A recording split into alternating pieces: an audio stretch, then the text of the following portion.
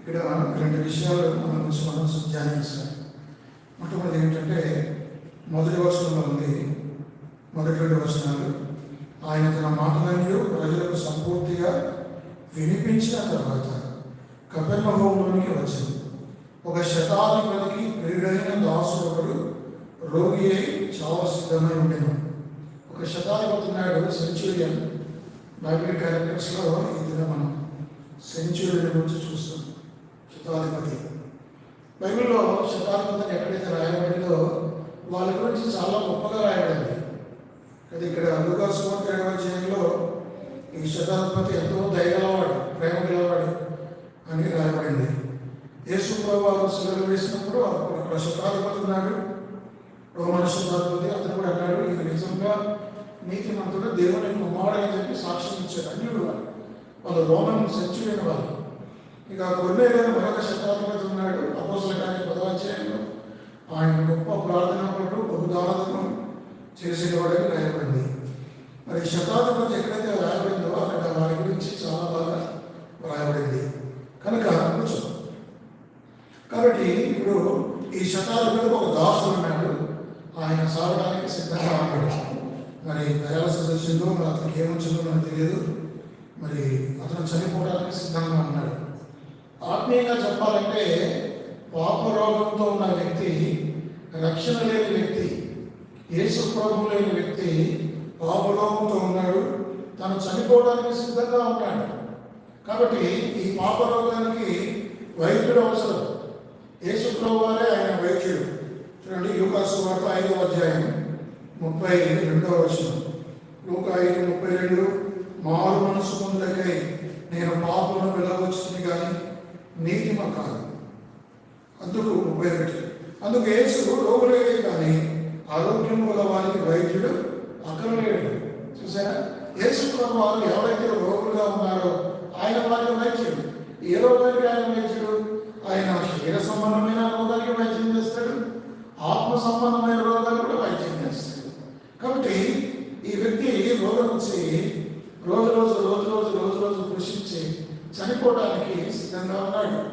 ఆత్మీయంగా చెప్పాలంటే మరి ఎలాంటి స్థితిలో ఉన్నామంటే ప్రతి మానవుడు కూడా అన్నుడైన వాడు, యేసు ఎరగని వాడు మరి చావడానికి సిద్ధంగా ఉన్నాడు, రోగంతో ఉన్నాడు. నేను మళ్ళీ ఆ మాట చదువుతాను. 7వ అధ్యాయం 2వ వచనం. 7వ అధ్యాయం 2వ వచనం. ఒక శతాధిపతికి ప్రియుడైన దాసుడు రోగి అయి చావు సిద్ధమై ఉండెను. ఇంకా సరిపోవడమే, మరణించడమే, నిత్య నరకమే, 6 అగ్నిగుండే తప్ప మరేమీ లేదు పాపికి. కాబట్టి పాపరోగం అనేది చాలా ప్రమాదకరమైంది. ఈ రోగం భౌతికమైన రోగం, మనిషి చనిపోతాడు ఈ రోగం వల్ల. కానీ పాపరోగం వల్ల నిత్య మరణం, 2వ మరణం. ఇదేమో ఈ రోగంతో మనకి ఏదైనా క్యాన్సర్, ఇంకేదైనా భయంకరమైన రోగాలు వస్తే వాళ్ళు చచ్చిపోతారు. అది భౌతికంగా చనిపోతారు, అది అంత పెద్ద ప్రమాదకరమైనది కాదు. కానీ పాపరోగంతో చనిపోయేవాడు 2వ మరణం నిత్య నరకానికి వెళ్తాడు. అది చాలా ప్రమాదకరం. కాబట్టి మన జీవితంలో ఉన్న మన ఆత్మీయ రోగం ఏమిటి మనం పరిశీలన చేసుకోవాలి. యెషయా గ్రంథం 1వ అధ్యాయం 6వ వచనం. యెషయా గ్రంథం 1వ అధ్యాయం 6వ వచనం. అరకాలు మొదలుకొని 5వ వచనం. నిత్యము తిరుగుబాటు చేయిస్తూ మీరెలా ఇంకను కొట్టబడదురు. ప్రతి వాడు నడిపించి వ్యాధి కలిగి ఉన్నాడు, ప్రతి వాడి నుండి బలహీనమయ్యాను. అరకాలు మొదలుకొని తల వరకు స్వస్థత కొంచెమైనా లేదు. ఎక్కడ చూసినను గాయములు, దెబ్బలు, పచ్చిపండ్లు, అవి పిడవడలేదు, కట్టబడలేదు, గాయాలతో మెత్తన చేయబడలేదు. ఇది కుష్ఠరోగులకు ఇట్లా ఉంటుంది. పాపం కుష్ఠతో ఉన్న వ్యక్తి మరి ఏ మాత్రం కూడా స్వస్థత కొంచెం కూడా లేదు. ఒకవేళ నీవు రక్షించబడకపోతే, క్రీస్తువుకు రాకపోతే నీ పరిస్థితి నా పరిస్థితి ఎలాంటిది? మరి ఒళ్ళంతా కూడా కురుకులే కదా. యేసు ప్రభువు ఒక ఉపమానం చెప్పాడు. దరిద్రుడు ఒకడున్నాడు, లాజరు ఉన్నాడు.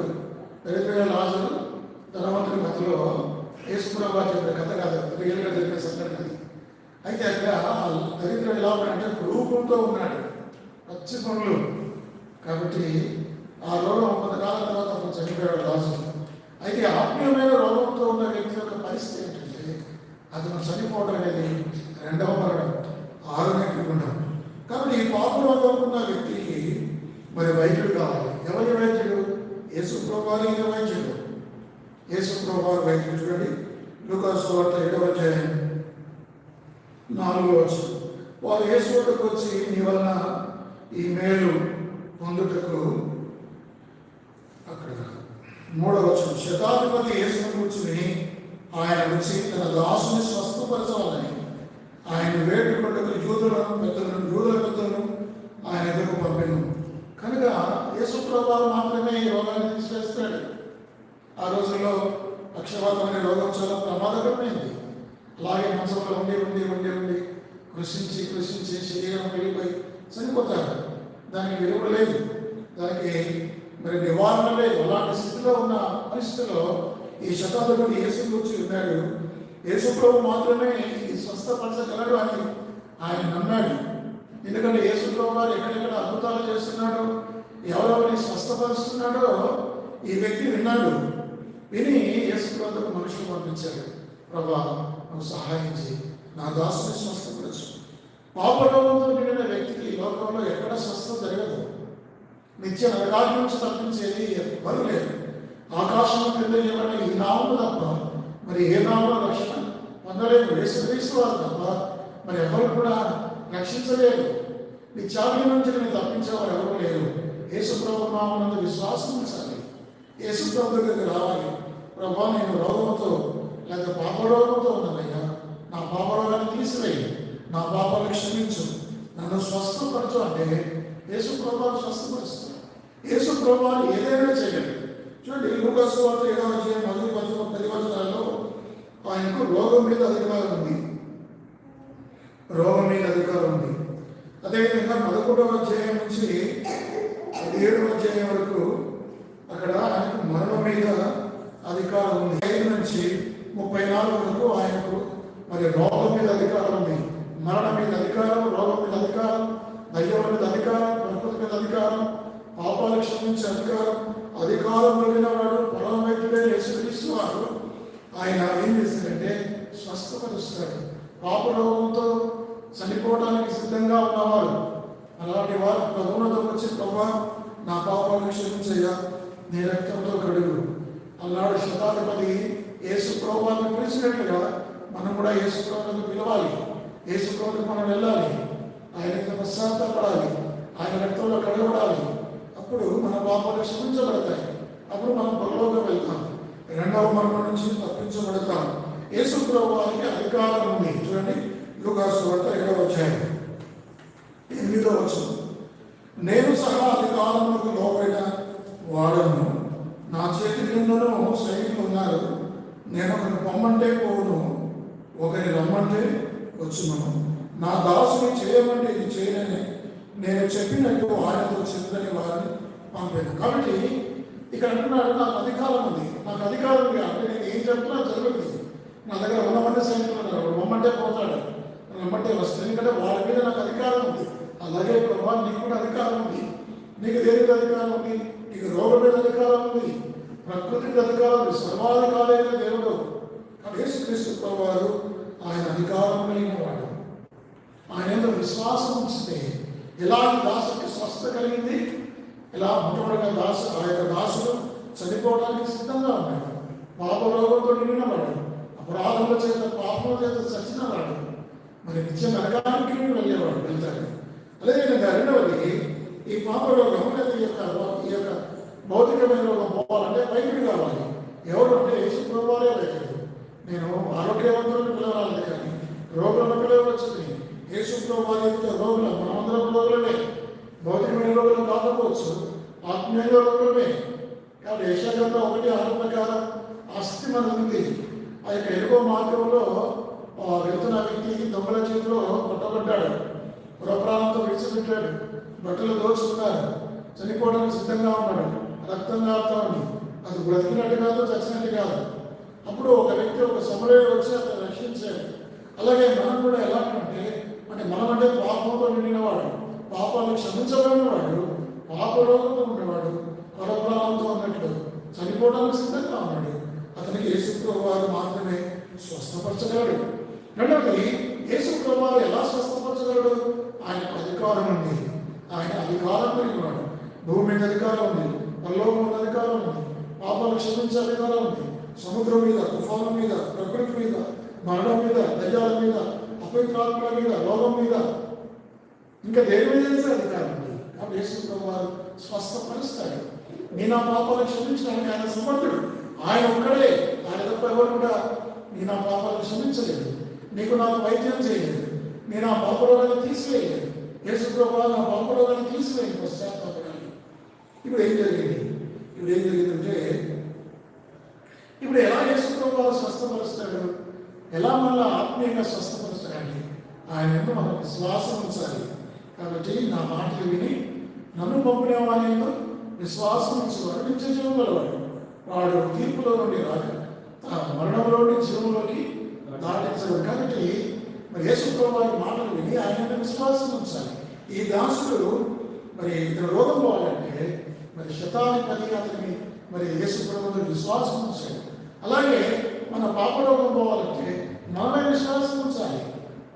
సరే, భౌతికమైన రోగం పోవాలంటే శతాధిపతి విశ్వాసం ఉంచితే భౌతిక రోగం పోయింది అంటే, భౌతిక రోగం కోసం ఒకరి రోగం కోసం ఇంకొకరు విశ్వాసం ఉంచితే రోగం పోదు. కానీ ఆత్మీయమైన రోగం పోవాలంటే ఎవరైతే రోగం ఉందో వాళ్ళ విశ్వాసం ఉంచాలి. కాబట్టి మరి ఇక్కడ ఈ వ్యక్తి విశ్వాసం ఉంచాడు, యేసు ప్రభువు స్వస్థపరిచాడు. యేసు ప్రభువు ఎలా స్వస్థపరుస్తాడు? దూరంగా ఉండి స్వస్థపరిచాడు. చూడండి, ఆ మాట రాయబడింది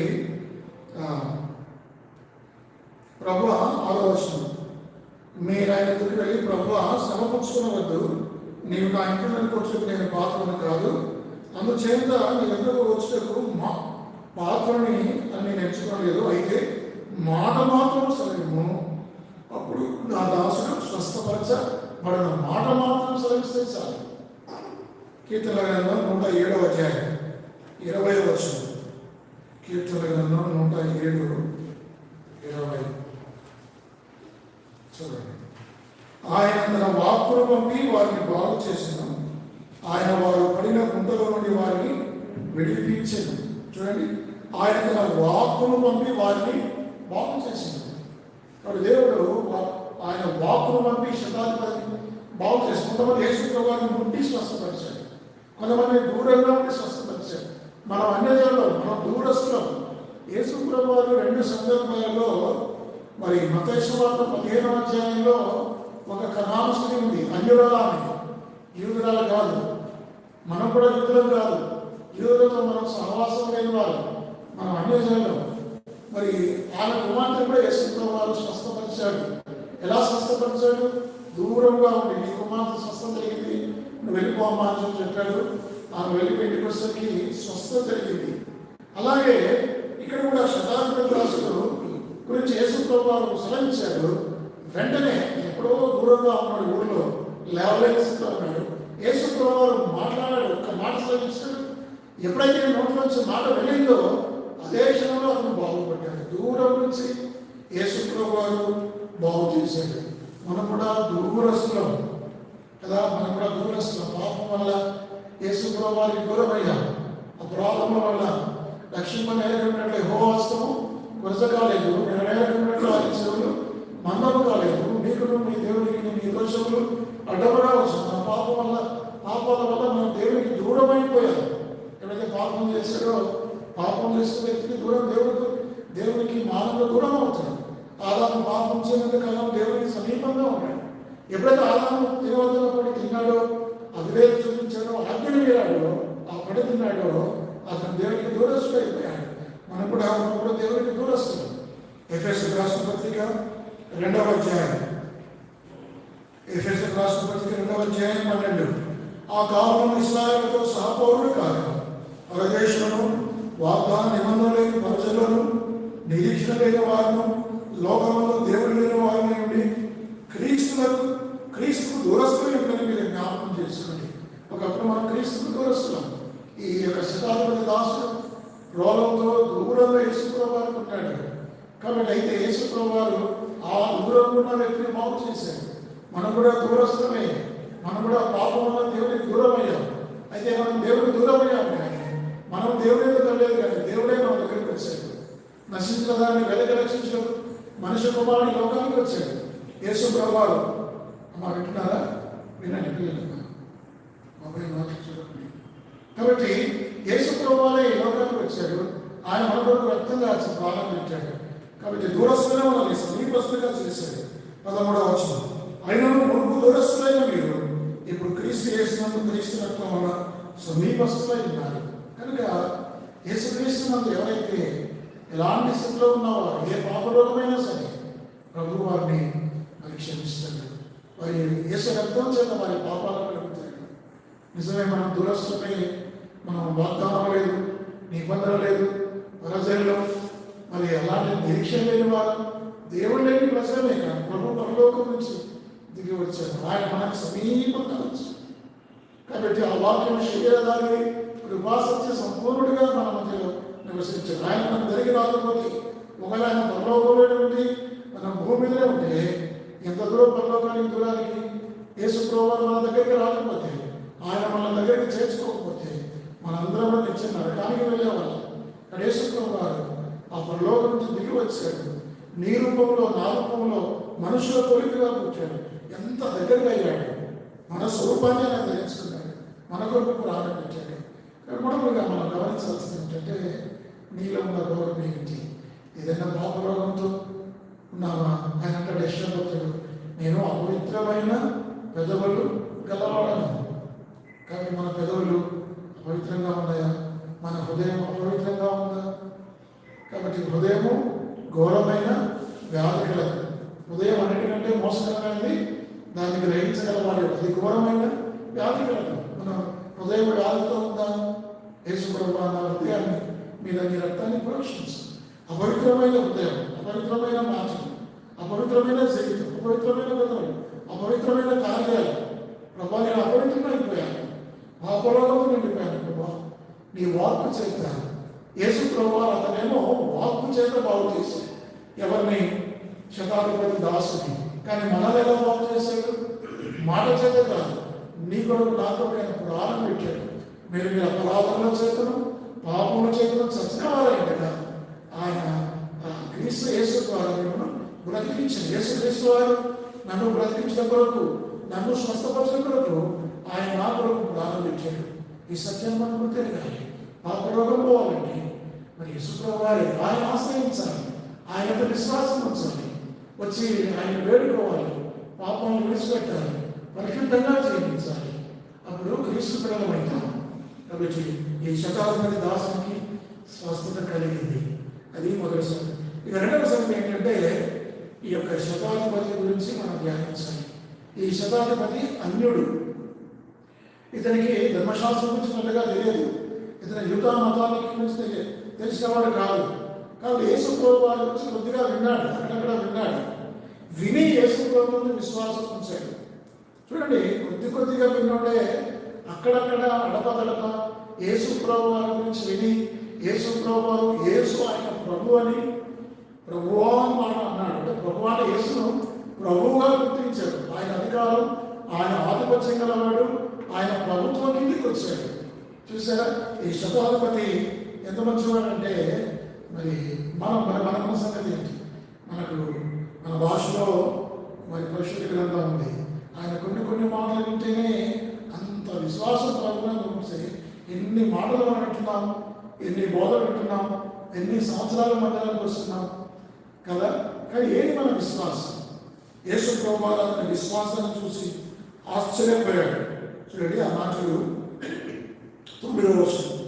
యేసు ఈ మాటలు విని అతని గురించి ఆశ్చర్యపడి తన వెంట వచ్చిన జనసమూహం వైపు తిరిగి, ఇశ్రాయేలులో నేను ఇంత గొప్ప విశ్వాసం నేను చూడలేదని మీతో చెప్పుచున్నాను. ఇశ్రాయేలులో కూడా, అంటే ఇశ్రాయేలు అంటే ఏంటంటే, మీకు ధర్మశాస్త్రం ఉంది, నిబంధనలు ఉన్నాయి, అప్పుడు అర్చకత్వం ఉంది, యాజకత్వం ఉంది, మందిరం ఉంది, బలులు ఉన్నాయి, అర్పణలు ఉన్నాయి, దేవుడు మీ దేవుడు. కాబట్టి ప్రవక్తలు ఉన్నారు. ఇన్ని ఉంటే కూడా మీరు ఇశ్రాయేలులో యేసు ప్రభువుకి దేవుని మీద విశ్వాసం ఉంచలేదంట. కానీ అన్యుడైన వాడు ఈ శతాధిపతి యేసు ప్రభువుకు గొప్ప విశ్వాసం ఉంచాడు. బైబిల్లో యేసు ప్రభు వారు 2 సార్లు ఆశ్చర్యపడ్డాడు. చూడండి, 2 సార్లు ఆయన ఆశ్చర్యపడ్డాడు. మార్కు సువార్త 6వ అధ్యాయం 4-5 వచనాలు. మార్కు సువార్త 6వ అధ్యాయం 4-5 వచనాలు. అందుకు యేసు ప్రవక్త తన దేశంలోనూ తన బంధువుల్లోనూ తన ఇంటి వారిలోనూ తప్ప మరి ఎక్కడా ఘనహీనుడు కాడని చెప్పాడు. అందువలన కొద్ది మంది రోగుల మీద చేతికించి వారిని స్వస్థపరచ తప్ప మరి ఏ అద్భుతమును ఆయన అక్కడ చేయజాలకపోయాడు. ఆయన వారి అవిశ్వాసమునకు ఆశ్చర్యపడింది. చూసారా, వీళ్ళెవరంటే వీళ్ళు యూదులు. వాళ్ళెవరంటే వాళ్ళు నజరేతులో యేసు ప్రభువు తన సొంత పెరిగిన గ్రామం అది. 30 సంవత్సరాలు ఆ గ్రామంలో ఉన్నాడు ఆయన. అలాంటి గ్రామానికి సువార్త వచ్చినట్ట యేసు ప్రభువు వాళ్ళు నమ్మలేదు. ఈయనేంది మనోడే కదా, మన ఊళ్ళో పుట్టాడు కదా, మరి యోసేపు కుమారుడే కదా, ఈయన అన్నదమ్ముల అతిశయం మన మధ్యలో ఉన్నారు కదా అని చెప్పి యేసు ప్రభు మీద వాళ్ళు అవిశ్వాసం ఇచ్చారు. కనుక వాళ్ళ అవిశ్వాసాన్ని చూసి ఆశ్చర్యపడే ప్రభు. ఇప్పుడు యేసు ప్రభువారికి మనం ఆశ్చర్యపడతాం. ఆనాటి నగరేతులు యూదుల అవిశ్వాసం ఉంచి ఆశ్చర్యపడతామా, లేకపోతే శతాధిపతి యొక్క గొప్ప విశ్వాసం, గ్రేట్ ఫెయిత్ కదా, మరి గొప్ప విశ్వాసం యేసు ప్రభు ఆశ్చర్యపోయాడు. అక్కడేమో వాళ్ళ అవిశ్వాసాన్ని చూసి ఆశ్చర్యపోయాడు, ఇక్కడేమో శతాధిపతి విశ్వాసాన్ని చూసి ఆశ్చర్యపోయాడు. అర్థమైందండి. కాబట్టి మనం ఎలా యేసు ప్రభువును ఆశ్చర్యపరుస్తున్నాం? సంవత్సరాలు నడుస్తున్నాయి, రోజులు, నెలలు, సంవత్సరాలు తిరుగుతున్నాయి, మందిరానికి వస్తున్నాం. ఇంకా అవిశ్వాసంతో ఉండి యేసు ప్రభువును ఆశ్చర్యపోతుండొచ్చు. ఏమిటి మన సంఘం కర్మేలు ప్రార్థన అంటారు. ఏమిటి వీళ్ళ అవిశ్వాసం? ఇన్ని సంవత్సరాల నుంచి వాక్యం బోధించబడుతుంది, ఇంకా వీళ్ళు అవిశ్వాసంలో జీవిస్తున్నారు, అల్ప విశ్వాసంలో జీవిస్తున్నారు. యేసు ప్రభువు మనలో చూసి ఎంత ఆశ్చర్యపడుతున్నాడు, ఎంత దౌర్భాగ్యమైన స్థితి. ఇలాంటి ప్రజలు వీళ్ళని చెప్పి యేసు ప్రభువు మనం అట్లా ఆశ్చర్యపరచదు. ప్రభువుని మన అవిశ్వాసం ద్వారా ఆశ్చర్యపరచవద్దు. కానీ ఎలా ఆశ్చర్యపరచాలి? శతాధిపతి వలె యేసు ప్రభు మీద మన అమితమైన విశ్వాసం నుంచి ఆశ్చర్యపరచాలి. చూడండి, బైబిల్లో 3 విశ్వాసాలు ఉన్నాయి. గతంలో కూడా చెప్పారు మీకు. మార్కు సువార్త 4వ అధ్యాయం 40వ వచనం. మార్కు 4:40. అప్పుడు ఆయన, మీరు ఎందుకు భయపడుతున్నారు? మీరు ఇంకా నమ్మిక లేక ఉన్నారా అని వారితో చెప్పాను. అప్పుడు ఆయన, మీరు ఎందుకు భయపడుతున్నారు? మీరు ఇంకా నమ్మిక లేక ఉన్నారా? యూ హ్యావ్ నో ఫెయిత్ అన్నమాట ఇంగ్లీష్లో. అంటే వాళ్ళకి నో ఫెయిత్, వాళ్ళకి విశ్వాసం లేని ప్రజలు, వారు శిష్యులే, యేసు ప్రభుతో ఉన్న వాళ్ళే, యేసు ప్రభు బోధలు, ఆశ్చర్యకారాలు, అద్భుతకారాలు చూస్తున్న వారే. అలాంటి వారు యేసు ప్రభులో విశ్వాసం ఉంచలేదు. కాబట్టి మరి వారి విశ్వాసం ఉంచని వారు నో ఫెయిత్. అంతమాత్రమే కాదు, వారు ఎలాంటి వాళ్ళంటే మొట్టమొదటిగా విశ్వాసం లేని వారు, నో ఫెయిత్ ఎట్ ఆల్. రెండవది వారు ఎలాంటి వారంటే మత్తయి సువార్త 14వ అధ్యాయం. మత్తయి సువార్త 14వ అధ్యాయం దొరికిందమ్మా. మత్తయి సువార్త 14వ అధ్యాయం దొరకలేదు. అది 31 చదవమా. 31 చదువు. వెంటనే యేసు చెయ్యి చాపి అతను పట్టుకొని, అల్ప విశ్వాసి ఎందుకు సందేహపడుతుందని అతనితో చెప్పాను. అల్ప విశ్వాసి కాబట్టి 300 విశ్వాసం, 300 మొట్టమొదటి ఏమంటే నో ఫెయిత్, విశ్వాసం లేని ప్రజలు, విశ్వాసం లేని వారంగా విశ్వాసం లేని వారంగా. కాబట్టి మార్కు సువార్త 4వ అధ్యాయం చూస్తే అక్కడ నో ఫెయిత్, విశ్వాసం లేని వారు. మత్తయి సువార్త 14వ అధ్యాయంలో అక్కడ రాయబడిన మాట ఏమంటే వారికి అల్ప విశ్వాసం, పేదలు అల్ప విశ్వాసం, శిష్యులకేమో విశ్వాసమే లేదు. ఇక రెండవ విశ్వాసం ఏంటంటే లిటిల్ ఫెయిత్, కొద్ది విశ్వాసం వారికి, అల్ప విశ్వాసం. ఇక మూడవది లూకాసు 7వ అధ్యాయంలో గొప్ప విశ్వాసం, గ్రేట్ ఫెయిత్. ఇప్పుడు ఈ 3 విశ్వాసంలో మనకి ఏ విశ్వాసం ఉంది? నో ఫెయిత్ కేటగిరీలో ఉన్నామా? విశ్వాసం లేని వారంగా ఉన్నామా? రెండవది విశ్వాసం ఉంది కానీ కొద్ది విశ్వాసాలు ఉంది, లిటిల్ ఫెయిత్. పేదవాళ్ళే లిటిల్ ఫెయిత్, చిన్న విశ్వాసం, అల్ప విశ్వాసం ఉన్నవాడు మునిగిపోతాడు. పేదలు ఎందుకు మునిగిపోతున్నాడు? ఎందుకంటే అతనిలో విశ్వాసం బలంగా లేదు, అల్ప విశ్వాసం ఉంది, మునిగిపోతున్నాడు. యేసు ప్రభువు చేయించాలి. ఆత్మీయ జీవితంలో మనం మునిగిపోతాం. మన అల్ప విశ్వాసం. మూడవది గొప్ప విశ్వాసం, గ్రేట్ ఫెయిత్.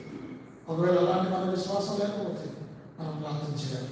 చూడండి లూకా సువార్త 18వ అధ్యాయం ఈ మాట చదువుతున్నాం. లూకా సువార్త 17వ అధ్యాయం 5వ వచనం. లూకా 17:5 చదవట్లేదా? అపోస్తలులు మా విశ్వాసం వృద్ధి పొందించమని ప్రభుత్వ చెప్పారు. మనం కూడా ప్రభుత్వం చెప్పారు, ప్రభా నా విశ్వాసం వృద్ధి పొందించు. శతాధిపతులే ప్రభా నేను గొప్ప విశ్వాసం, ప్రభా అవిశ్వాసం నాలో ఉంది తీసివేయి, అల్ప విశ్వాసం నాలో ఉంది తీసివేయి ప్రభా, నాకున్న విశ్వాసాన్ని వృద్ధి పొందించు, విశ్వాసం ఎదురున్నట్లుగా చేయి ప్రభా అని చెప్పి మనం ప్రార్థన చేయాలి. కాబట్టి ఈ శతాధిపతి మొట్టమొదటిగా మరి యేసు ప్రభు యొక్క విశ్వాసం వచ్చినవాడు. ఆ విశ్వాసం మామూలు విశ్వాసం కాదు, గొప్ప విశ్వాసం, గ్రేట్ ఫెయిత్. మొట్టమొదటిగా ఈ యొక్క శతాధిపతి యేసు ప్రభు విశ్వాసం వచ్చినవాడు. రెండవది ఈ యొక్క ఇతను ఎలాంటి వాడంటే తగ్గించుకున్నవాడు. చాలా he was so humble person. చిన్న మాటలు లూకా సువార్త 7వ అధ్యాయం, లూకా సువార్త 7వ అధ్యాయం 7వ వచనం. నీవు నా ఇంటిలోకి వచ్చినప్పుడు నేను పాత్రను కాదు అంటే యేసు ప్రభు వారేమో సామాన్యమైన బోధకుడు, రబ్బీ ఆయన. ఇతనేమో 100 మంది ఒక జిల్లా కలెక్టర్ స్థాయి, ఎస్పీ క్యాడర్ స్థాయి, ఎవరి శతాధిపతి. ఈ వ్యక్తి ఒక శతాధిపతి సామాన్యమైన రబ్బీ దగ్గరకు వచ్చి నేను నా ఇంట్లోకి రావడానికి నేను పాత్రను కాదయ్యా అని చెప్తున్నాడు. అంటే ఎంతగా తగ్గించుకుంటున్నాడు యేసు ప్రభు ఎదుట. యేసు ప్రభు ఎదుట దేవుని ఎదుట మనం తగ్గించుకోవాలి. శతాధిపతి యేసు ప్రభు ఎదుట ఏ విధంగా తగ్గించుకున్నాడు, మనం కూడా మన దేవుని ఎదుట తగ్గించుకోవాలి. అన్ని విషయాల్లో మనం దీనులంగా ఉండాలి. దేవుని ఎదుట మనం వినయం చూపించాలి, దేవుని ఎదుట తగ్గించుకోవాలి, సేవకుల ఎదుట తగ్గించుకోవాలి, పెద్దల ఎదుట తగ్గించుకోవాలి, పెద్దవారి పట్ల వినయం చూపించాలి కదా. కాబట్టి మనం తగ్గించుకునే వారంగా ఉండాలి, మనం గర్వంగా ఉండకూడదు, హెచ్చించుకోకూడదు. కాబట్టి శతాధిపతి రెండవ లక్షణం ఏంటంటే అతను ఎంత మంచివాడంటే అతను ఎంతో విలువైన వ్యక్తి. యేసు ప్రభు వారిని నేను సాత్వికులను దీన మనస్సు కలవాడను. కనుక రెండవది ఏంటంటే అది రెండవ మాట. లూకా సువార్త 7వ అధ్యాయంలో రాయబడిన మాట ఏంటంటే నీవు నా ఇంటిలోనికి వచ్చుటకు నేను పాత్రను కాను, అందుచేత నీ ఎద్దకు వచ్చుటకు పాత్రను కాను నేను ఎంచుకోను. ఇప్పుడు మనం 2 విషయాలు చూసాము. ఇంకొక విషయాలు చెప్పి నేను ముగిస్తాను. మొట్టమొదటిగా అతను యేసు ప్రభువులో విశ్వాసం వచ్చినవాడు. రెండవది అతను ఎలాంటి వాడంటే యేసు ప్రభువును తగ్గించుకున్నాడు. ఇక్కడ దేవుడిలో మనం తగ్గించుకోవాలి. ఈ గర్వం అనేది అపవాద లక్షణం. దేవుడేమో తగ్గించుకుంటాడు, యేసు ప్రభువు అపవాది గర్వించుకుంటాడు, హెచ్చించుకుంటాడు. దేవుని బిడ్డగా మనం గర్విస్తున్నామంటే, హెచ్చించుకుంటున్నామంటే అపవాది ఆదిలో ఉన్నాం. ఒకవేళ మనం తగ్గించుకుంటే మనం యేసుక్రీస్తు చెందిన వాళ్ళం. కాబట్టి ఈ వ్యక్తి ఎలాంటి వాడు తగ్గించుకున్నాడు, ఎంతో వినయం చూపించాడు, యేసుక్రీస్తు తగ్గించుకున్నాడు. దేవుని బిడ్డగా మనం తగ్గించుకోవాలి. బైబిల్లో ఉండి తను తగ్గించుకున్నవాడు హెచ్చించబడదు, తను హెచ్చించుకున్నవాడు తగ్గించబడదు. అదే రెండవ విషయం. మూడవది చూడండి మాటల గురించి 7వ వచనం, 7వ అధ్యాయము 4వ వచనం. వారు యేసునకు వచ్చి నీ వల్ల ఈ మేలు పొందులకు అతను యోగ్యుడు అంటే ఎంత మంచి సాక్ష్యం పొందాడో చూడతను. ఒక మరి శతాధిపతిని, యూదులైన వారు ఒక శతాధిపతి, ఒక రోమన్ వ్యక్తిని ఎంత బాగా గొప్పగా చెప్తున్నారంటే ఎంత యోగ్యుడు అంటే ఈ యొక్క శతాధిపతి ఎంత మంచి సాక్ష్యం ఉందో మనం గమనించాలి. ఇంకా రాయబడిన మాటలు శతాధిపతి యేసుని గురించి విని కాదు, మనం చదివేది ఏంటంటే 4వ వచనం. వారు యేసుకు వచ్చి నీ వలన ఈ మేలు పొందులకు అతను యోగ్యుడు, అతడితో మన జన్మలు ప్రేమించి మన సమాజంలో తానే కట్టించిన ఆయనతో చెప్పి మిక్కిలి బతిమానుకుని ఆ శతాధిపతి పక్షంగా యూదులైన వారు యేసు ప్రభు వేడుకుంటున్నారు. ఇతను చాలా మంచివాడండి, ఇతను యోగ్యుడు, ఇతను మంచివాడు, మనల్ని ప్రేమించాడు, మన గోపురాలు మన యొక్క సమాజ మందిరాలు కట్టించాడు అని చెప్పుకుంటున్నాడు. మూడవది ఏమిటంటే అతను మంచి సాక్ష్యం పొందినవాడు. దేవుడి బిడ్డలంగా మనం మంచి సాక్ష్యం పొందాలి. ఇప్పుడు నా మటుకు నేనే నాకు సాక్ష్యం బాగుందనుకుంటే లాభం లేదు. నా గురించి ఇతరులు కూడా సాక్ష్యం బాగుందని చెప్పాలి. యేసు ప్రభు వారి గురించి ఆయన చెప్తున్నాడు, ఏమని, నాలో పాపం ఉన్నదని మీలో ఎవరు స్థాపించారు. ఆయన అప్పుడే కాదు, ఆయనకు సంబంధించిన వాళ్ళు ఆయన గురించి చెప్పాడు. యెషయా భక్తుడు చెప్పాడు, ఆయన నోట ఏ కపటం లేదు అని చెప్పాడు. అర్థమైందండి. మన బాధ్యతల ప్రవక్తలందరూ కూడా ఆయన గురించి ప్రవచించారు. అంత మాత్రమే కాదు, పౌలు అన్నాడు ఆయన పాపం ఎరగని వాడు, ఇతరులు చెప్పాల సాక్ష్యం. అదేవిధంగా పేతురు అన్నాడు ఆయన పాపం చేయలేదు. యోహాను అన్నాడు ఆయన ఎందుకు పాపం లేదు. ఆయనే కాదు, ఆయన అంటే ఎందుకోవచ్చు, వాళ్ళంటే ఆయన అనుకూలమైన వ్యక్తులు, కానీ శత్రువులు కూడా ఆయన గురించి సాక్ష్యం చెప్పాడు. ఆయనకు చెందని వారు కూడా ఆయన గురించి సాక్ష్యం చెప్పారు. యేసు ప్రభు గురించి పిలాతు భార్య చెప్పింది, ఈయన నిజముగా నీతిమంతుడు, ఈయన జోలికి వెళ్ళొద్దు. ఎవరు చెప్పారన్నమాట? పిలాతు భార్య. పిలాతు భార్య యేసు ప్రభు వారికి ఏం సంబంధం? అన్యురాలు అంటే శత్రువులైన వాళ్ళు కూడా మరి యేసు ప్రభు గురించి సాక్ష్యం చెప్పాడు. శిలువ మీద దొంగ చెప్పాడు, మనకైతే ఇది న్యాయమే, ఈయన తప్పేమో చేయలేదు, అది సాక్ష్యం. అంత మాత్రమే కాదు, ఇస్కరియోతు యూదా వాడి ద్రోహి, వాడు కూడా సాక్ష్యం చెప్పాడు, నిరపరాధ రక్తం అప్పగించి నేను పాపమును చేసింది అంటున్నారా. ఆ యేసు ప్రభు వారు నిరపరాధి అని వాడు ఒప్పుకున్నాడు. అర్థమైందండి. అంత మాత్రమే కాదు, ఇంకా చెప్పారు, ఆ పిలాతు చెప్పాడు ఆయన శిలువ వేయాలి. ఎందుకు శిలువ వేయాలి? ఈయన ఏ పాపం, ఆయనలో నాకు ఏ పాపం కనబడట్లేదు పిలాతు అన్నాడు. అంత మాత్రమే హేరోదు అన్నాడు, హేరోదు కూడా ఆయనకి ఏం పాపం కనబడట్లేదు. చూసారా, శతాధిపతి అన్నాడు ఈయన నిజంగా నీతిమంతుడు, దేవుని కుమారుడిని. ఆ శతాధిపతి అన్యులైన వారు కూడా, అంటే మన సాక్ష్యం అనేది మనం చెప్పుకోవడం కాదు, కానీ మన గురించి ఇతరులు చెప్పుకోవాలి. మన గురించి శత్రువులు కూడా చెప్పుకునేంత కవితలు ఎంత మంచి సాక్ష్యం ఉంటాయి. చూడండి, ఈ వ్యక్తి అంటున్నాడు అతను యోగ్యుడయ్యా. అది మాత్రమే కాదు, అతను ప్రేమ గల వ్యక్తి, ఆయన మనల్ని ప్రేమించాడు. అంత ఒక అధికారం వెళ్ళేవాడు. చూడండి, ఉన్నతమైన స్థితిలో ఉన్న వాళ్ళ దగ్గరికి కలెక్టర్లు, పోలీసులు, ఐపీఎస్లు అంటే కసుకుంటారు, చిరాకు పెట్టుకుంటారు. వాళ్ళు ఏం చేస్తారంటే వాళ్ళు ఏమి ప్రేమగా వాళ్ళు ఆహ్వానించారు. ఇక్కడ వాళ్ళ హోదా దర్పణకి తెలియదుగా వాళ్ళు ప్రవర్తిస్తారు, కానీ కఠినంగా మాట్లాడతారు. కానీ త్రాగటం కాదు, తగ్గించుకుంటారు. ప్రేమించే గుణం ఉంది అతనికి.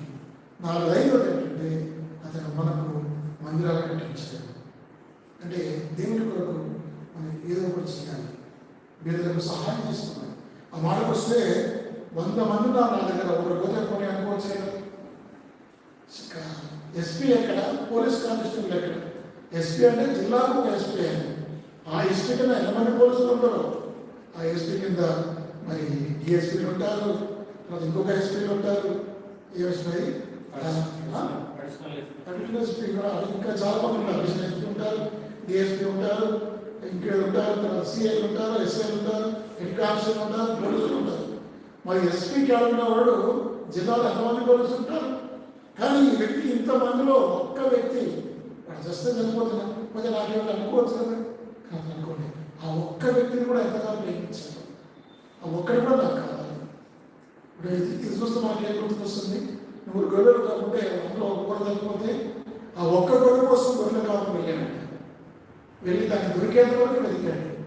మనం ఏం చేస్తాం? పొంది పనులే అనుకుంటాం, కానీ అతను అలాంటి వాడు కాదు. నా రాసుడు బ్రతకాలి. 99 మంది ఉన్నారు నాకు పర్వాలేదు, కానీ అతడు కావాలి నాకు. ఎంత ప్రేమ, ఎంత కన్సర్న్, ఎంత పట్టింపు, ఎంత దయ, ఎంత ప్రేమ చూడండి ఆ దాసుని. కాబట్టి ఈ శతాధిపతి అన్యుడే కానీ మరి ఇంత దయగలవాడు. యేసు ప్రభువు అతని విశ్వాసం ఇచ్చాడు. అతను పరలోకం వెళ్ళాడు. శతాధిపతి పరలోకం వెళ్ళాడా? చూడండి ఆ మాటలు మత్తయి సువార్త 8వ అధ్యాయంలో రాయబడిన మాటలు. మత్తయి సువార్త 8వ అధ్యాయం 10వ వచనం. యేసు ఈ మాట విని ఆశ్చర్యపడి వెంట వచ్చిన వారిని చూసి, ఇశ్రాయేలులో నేను ఎవరికైనా నేనైతే విశ్వాసం ఉన్నట్టు చూడలేదని నిశ్చయంగా మీతో చెప్పుచున్నాను. అనేకులు, ఇది గమనించండి, అనేకులు తూర్పు నుండి పొరబడి నుండి వచ్చి అబ్రాహాముతో కూడాను, ఇస్సాకుతో కూడాను, యాకోబుతో కూడాను పరలోక రాజ్యమందు కూర్చున్నాడు. తూర్పు నుంచి, పరం నుంచి, ప్రపంచంలోని అన్ని దిక్కుల నుండి కూడా అన్యులైన వారు కూడా, వారు ఎవరైనా పర్వాలేదు, యేసుక్రీస్తు విశ్వాసం ఉంచితే చాలు. వారి యుగులు అవసరం లేదు, భారతీయులైనా పర్వాలేదు, ఏ కులమైన, ఏ మతమైన, ఏ భాషైనా పర్వాలేదు, పరలోకంలో అందరూ వెళ్తారు. చూడండి ప్రకటన గ్రంథం 5వ అధ్యాయం. పరలోకానికి ఎవరు వెళ్తారు? ఒక్కరే వెళ్తారా? కొన్ని మతాలు వెళ్తాయా? 9వ వచనం, 5వ అధ్యాయం 9వ వచనం.